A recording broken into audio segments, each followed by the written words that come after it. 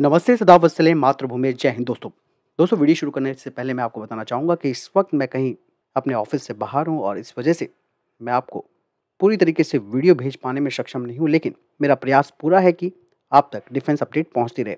Bharat dynamics limited ने $21 million का export agreement sign किया है एयरबस के साथ, जिसके तहत काउंटर मेजर डिस्पेंसिव सिस्टम को बनाया जाएगा और इस कॉन्ट्रैक्ट के तहत BDL इन हाउस तैयार किए गए काउंटर मेजर डिस्पेंसिव सिस्टम की सप्लाई करेगा एयरबस को। दुबई एयर शो 2021 में HAL की टीम अब इजिप्टियन एयरफोर्स के साथ बातचीत करेगी तेजस लाइट कॉम्बैट एयरक्राफ्ट के लिए।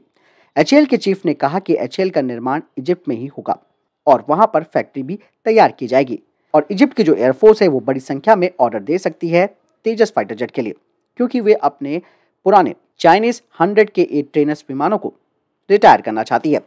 HAL अपने तेजस लिफ्ट को ट्रेनिंग पर्पस के लिए मॉडिफाई भी करेगा, क्योंकि ऑलरेडी जो इजिप्टियन एयरफोर्स है वो Su-35, F-16, राफेल, मिराज 2000 और MiG-29 फाइटर जेट को ऑपरेट करती है। तो ऐसे में तेजस लिफ्ट प्रोग्राम को भी इसी तरीके से मॉडिफाई किया जाएगा कि पायलट्स को आसानी से ट्रेनिंग दी जा सके।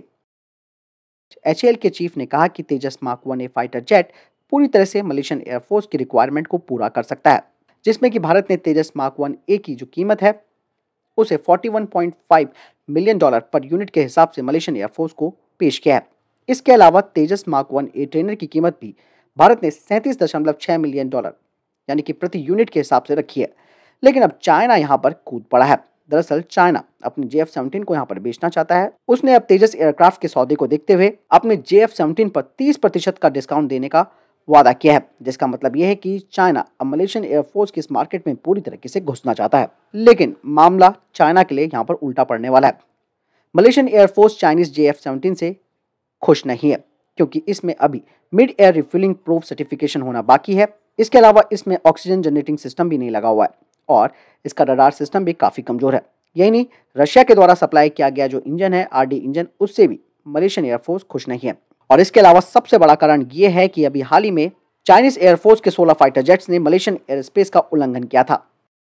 साब ग्रुप के मैनेजर ने कहा कि उन्होंने 64 ग्रिपेन E फाइटर जेट्स का ऑफर फिनलैंड को किया है, जिसकी कीमत 6.5 बिलियन यूरोस है, जिसका मतलब साफ है कि साब ने भारत को संदेश दिया है कि ये फाइटर जेट फ्रांस के राफेल के आधी कीमत पर दोगुने की संख्या में खरीदे जा सकते हैं।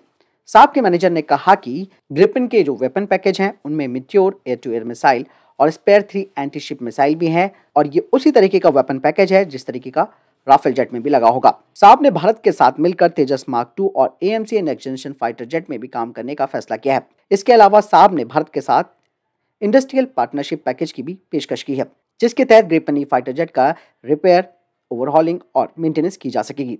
इसके अलावा एयरक्राफ्ट के सब सिस्टम भी तैयार किए जा सकेंगे।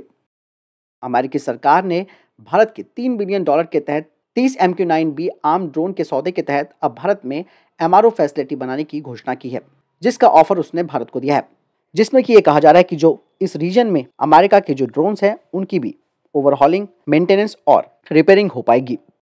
दोस्तों, ये थे अभी तक के टॉप डिफेंस अपडेट्स। वीडियो के सामने कोई प्रश्न जवाब, आपको कोई सवाल है, कमेंट सेक्शन में लिखकर जरूर पूछ सकते हैं। मिलता हूं नए वीडियो के साथ। जय हिंद, वंदे मातरम।